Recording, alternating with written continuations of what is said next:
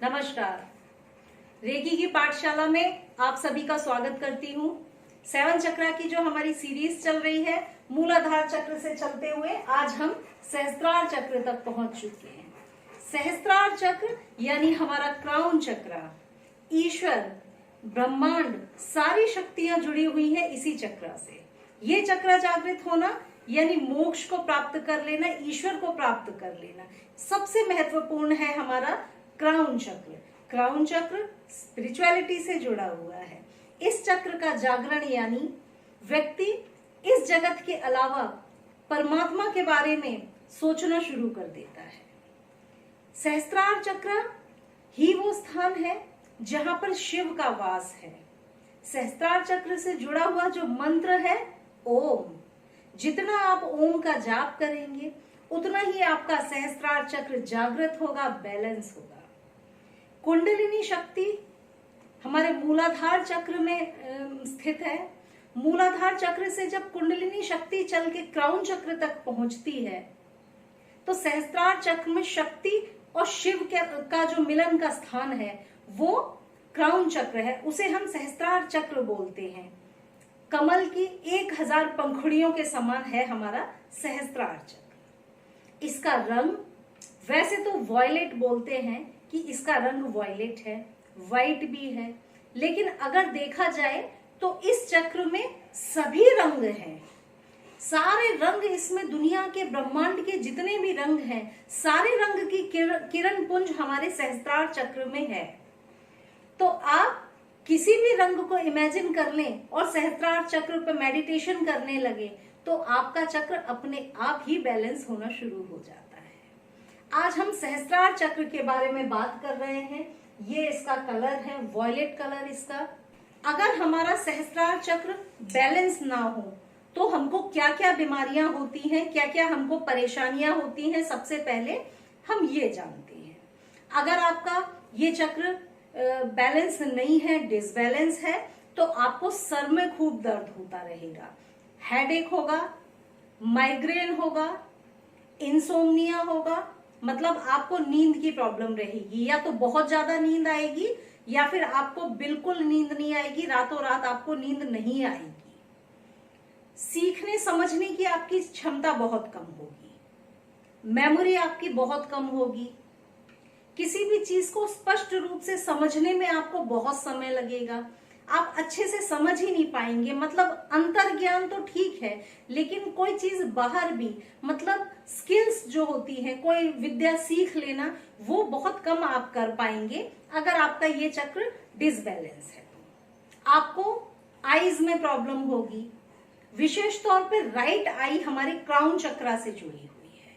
तो right I में अगर कोई डिसीज होता है तो मतलब आपका क्राउन चक्र डिसबैलेंस है। आपको डिजीनेस फील होगा, बेचैनी फील होगी आपको, ये बहुत सारी चीज है। पैरालिसिस भी जिन लोगों को होता है काफी हद तक वो क्राउन चक्र से ही जुड़ा हुआ होता है। तो क्राउन चक्र डिसबैलेंस यानी बहुत परेशानियां जीवन में आ जाती हैं। अगर हम इनको जाने और धीरे धीरे अपने सहस्त्रार चक्र को हम हीलिंग दें तो ये सब परेशानियां धीरे धीरे सॉल्व होने लगेगी। आपको सीजोफ्रेनिया भी हो सकता है। अगर सीजोफ्रेनिक आप हैं तो आप मानकर चलिए कि आपका क्राउन चक्र जरूर डिसबैलेंस है, उसको हीलिंग की जरूरत है। इस पोर्शन की जितनी भी परेशानियां हैं इसमें हम अपना आज्ञा चक्र की जो सिम्टम्स हैं उनको भी इंक्लूड करते हैं। तो इस पोर्शन की जितनी भी परेशानियां हैं, सोचने समझने की शक्ति, क्षमता, देखने की शक्ति, ये सारी चीजें हमारे इस सहस्त्रार चक्र से जुड़ी हुई है। सहस्त्रार चक्र यहां से थोड़ा सा ऊपर, ये हमारा सहस्त्रार चक्र है।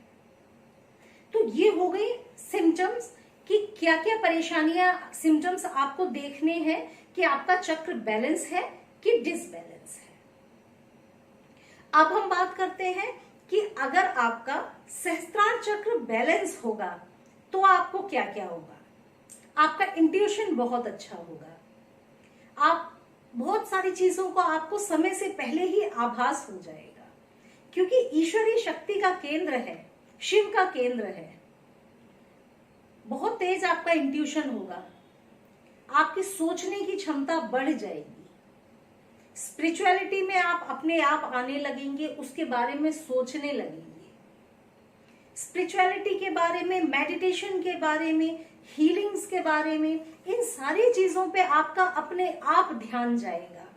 क्योंकि चाहे हम हीलिंग करें, हम योगा करें, हम कुछ भी करें, सबके मूल में तो ईश्वर ही है। तो जैसे ही आप स्पिरिचुअल हुए और ईश्वर के बारे में आपने सोचना शुरू किया, तो आप सभी थेरेपीज के बारे में भी अपने आप सोचने लगते हैं। तो यानी क्राउन चक्र अगर आपका बैलेंस है तो ये सारी चीजें होंगी। आप बहुत सारी नई नई विद्याएं सीख पाएंगे, या उन विद्याओं की तरफ आपका रुझान होने लगेगा। अगर आपका क्राउन चक्र ओवर एक्टिव है, तब आपको क्या क्या होगा? आपको ग्राउंडिंग की प्रॉब्लम आएगी। मतलब आप जमीनी धरातल पे सोच नहीं पाएंगे। आप जो भी सोचेंगे हवा हवा ही सोचेंगे। ओवर एक्टिव है मतलब स्पिरिचुअल तो आप हैं, लेकिन बहुत लिमिट से ज्यादा आप उन बातों को नहीं सोच पाएंगे कि आप जमीन पर रहते हुए जिन अपने प्लान्स को पूरा कर पाए, वो आप नहीं कर पाएंगे। कभी आप सोचेंगे कि आप सीधे जाकर हिमालय पे ही तप करेंगे, जबकि उससे पहले आप अपने घर में भी मेडिटेशन कर सकते हैं। शुरुआत आप अपने घर से भी कर सकते हैं। तो ये होती है जमीनी बात।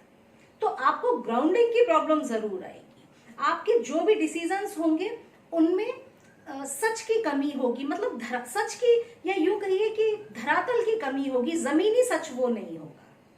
तो सबसे बड़ी समस्या तो आपको ये आएगी। दूसरी चीज, अगर आपका क्राउन चक्र ओवर एक्टिव है तो आप अपनी बात के आगे किसी और को सुनना नहीं चाहेंगे। ईश्वर के प्रति जो आपकी आस्था है या जो आपका विश्वास बन चुका है, उसको आप इतना ज्यादा सख्ती से पकड़े रहेंगे कि किसी की सही बात भी आपको सही नहीं लगेगी। तो लोग आपसे कटना शुरू हो जाएंगे, क्योंकि आप एक हद तक कट्टरवादी बन जाएंगे। क्योंकि कट्टरवादी होना ठीक नहीं है। अपने विश्वास पे, अपने जो भी आपकी आस्था है उस पे दृढ़ रहें, लेकिन सीखने और सुनने समझने की क्षमता हमेशा होनी चाहिए। ये क्षमता आपके अंदर से खत्म हो जाएगी। तो ये एक बहुत बड़ा सिम्टम होता है अगर आपका सहस्त्रार चक्र ओवर एक्टिव है। तो आगे हम बात करते हैं, अगर आपका ये चक्र अंडर एक्टिव है तब आपको क्या होगा? अगर अंडर एक्टिव है तो आपको उद्देश्य की कमी जीवन में रहेगी। हमेशा लैक ऑफ पर्पस के साथ आप जिएंगे। आप सही और गलत चुन ही नहीं पाएंगे, क्योंकि सब कुछ ब्रेन से तो जुड़ा हुआ है, यहां से जुड़ा हुआ है। तो आपका दिमाग उतना चलेगा ही नहीं कि आप सोच पाए, आप खोज पाए कि आपके जीवन का मकसद क्या है। ये बहुत ऊंचे स्तर की बात हो जाएगी। आप क्यों इस जहां में आए हैं, क्या मकसद है, ये सब आप ना इसको जानना चाहेंगे, ना आपका ध्यान इस तरफ होगा। ईश्वर से आपको कुछ ना कुछ नाराजगी हमेशा बनी रहेगी। ईश्वर ने, ना आप ईश्वर को मानेंगे, ना ईश्वर की सत्ता को पहचानना चाहेंगे, ना उनके किए हुए कामों को, उनकी दी हुई चीजों को कभी भी आप एक्सेप्ट नहीं करेंगे। ये एक बहुत बड़ा सिम्टम होता है कि आपका क्राउन चक्र अंडर एक्टिव है। स्पिरिचुअलिटी से तो आपका दूर दूर तक कोई नाता नहीं रहेगा। न कभी आप सोचेंगे उस बारे में, न आप सुनना चाहेंगे। हमेशा आपके अंदर ये भावना रहेगी कि लोग आपको प्यार नहीं करते। एक अनलव्ड फीलिंग, मतलब अपने आप को हमेशा अपेक्षित महसूस करना, बिना प्यार का महसूस करना कि आपको कोई प्यार नहीं करता, आप बेमकसद हैं। ऐसी ऐसी भावनाएं आपके अंदर हमेशा आती रहेंगी। सामान्य रूप से अगर कहें तो आप अपने आप में ही कुंठित रहेंगे। हर चीज में आपको कुछ ना कुछ कमी नजर आएगी। ये भी सही नहीं है, ये भी सही नहीं है, पर सही क्या है वो आपको पता भी नहीं होगा। तो ये हो गए कि आपके अगर क्राउन चक्र एक्टिव है, ओवर एक्टिव है और अंडर एक्टिव है तो क्या क्या होगा। तो आप बहुत आसानी से अब समझ सकते हैं कि सहस्त्रार चक्र अगर आपका बैलेंस नहीं है तो क्या क्या चीजें आएंगी सामने। अब कैसे इसको बैलेंस किया जाए? तो देखिए सहस्त्रार चक्र का रंग बैगनी, इसको हम बैगनी रंग के एक बड़े से कमल के रूप में इमेजिन करते हैं। आप बैगनी रंग को इमेजिन कर लें या फिर आप सफेद रंग को इमेजिन कर लें, क्योंकि सफेद रंग भी ईश्वर से जुड़ा हुआ है, शांति का प्रतीक है। तो आप बैगनी या सफेद रंग के प्रकाश पुंज को, लाइट को अपने आप शांति से आप बैठ जाएं, आंखें बंद करें और इमेजिन करें एक रोशनी का बड़ा सा गोला, जिस कलर में आप इमेजिन कर पाए। अगर बैगनी या सफेद कर पाते हैं तो बहुत अच्छा है, अदरवाइज ये चक्र में तो सारे रंग मौजूद हैं, जिस भी रंग को आप इमेजिन कर पाए। आप इमेजिन करें बैठकर आंख बंद करके कि एक रोशनी का सफेद गोला आया और आपके क्राउन चक्र में बहुत सारी रोशनी दे रहा है। डेली आप इसको इमेजिन करिए कम से कम 10 मिनट के लिए, आपका ये चक्र बैलेंस होना शुरू हो जाएगा। बेहतर होगा आप बैगनी और सफेद रोशनी से उसको भरते जाएं। जब भी इसको इमेजिन करें बड़े से कमल के फूल के रूप में करें इसको। बड़ा सा कमल एक आपके सर के यहाँ ऊपर है, क्राउन चक्र यहाँ नहीं होके थोड़ा सा ऊपर होता है, तो इस जगह पे अपना स्थान पे अपना ध्यान लगाएं आप। रंग का आपने ध्यान कर लिया, मंत्र को जानिए। सहस्त्रार चक्र से जुड़ा हुआ मंत्र है ओम, आज्ञा चक्र से जुड़ा हुआ मंत्र भी ओम है। तो जैसे ही आप ओम मंत्र का जाप करना शुरू करेंगे तो ऊपर के दोनों चक्र अपने आप बैलेंस होना शुरू हो जाएंगे। लोग बहुत परेशान होते हैं कि हमारी थर्ड आई, हम बहुत मेडिटेशन कर रहे हैं, नहीं खुली। आप उस पर ध्यान मत लगाइए, आप बैलेंस करने पे ध्यान कीजिए। ये शिव का स्थान है।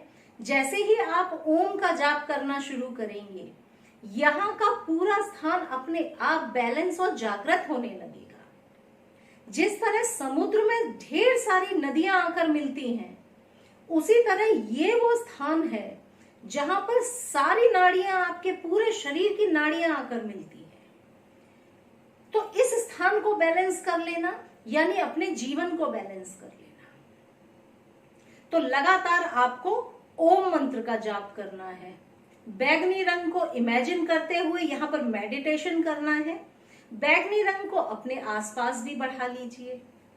जब आप स्पिरिचुअलिटी में आते हैं तो सफेद और बैगनी से वैसे भी आपका रिश्ता अपने आप जुड़ने लगता है, क्योंकि शांति का प्रतीक है। सफेद रंग ईश्वरीय आशीर्वाद, मेंटल पीस का प्रतीक है।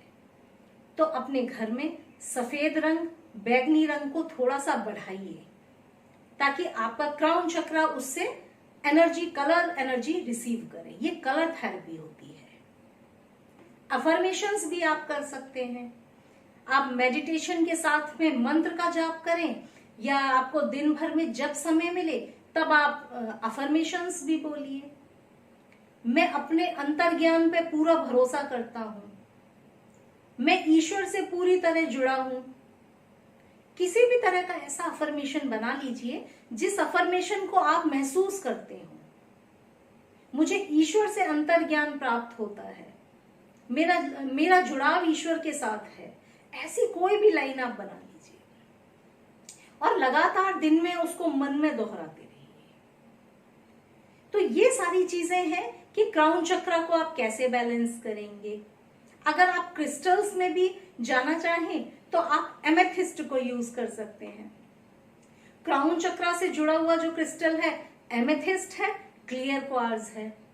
एमेथिस्ट सबसे अच्छा होता है क्योंकि एमेथिस्ट का जो बैगनी रंग है उसमें तो समझ लो पूरा क्राउन चक्र ही समाया हुआ दिखता है। क्योंकि जैसे क्राउन चक्र की 1000 पंखुड़ियां, ऐसे ही आप एक प्यारे से एमेथिस्ट के क्रिस्टल को देखिए, क्लस्टर को देखिए, तब आपको दिखेगा कि कितना रंग है उसमें। तो आप हाथ में रख के, एमेथिस्ट को हाथ में रख के मेडिटेशन करिए, अपने पास में रखिए, उससे भी आपको बहुत एनर्जी प्राप्त होगी। तो साथियों, ये हुआ सहस्त्रार चक्र को हम कैसे बैलेंस करें। आप लगातार करते जाइए और बाकी ईश्वर पे छोड़ दीजिए।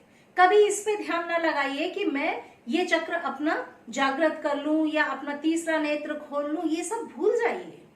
केवल चक्रों को बैलेंस करिए, अपने जीवन को बैलेंस करिए, सब कुछ अपने आप ऑटोमेटिकली समय के साथ होगा।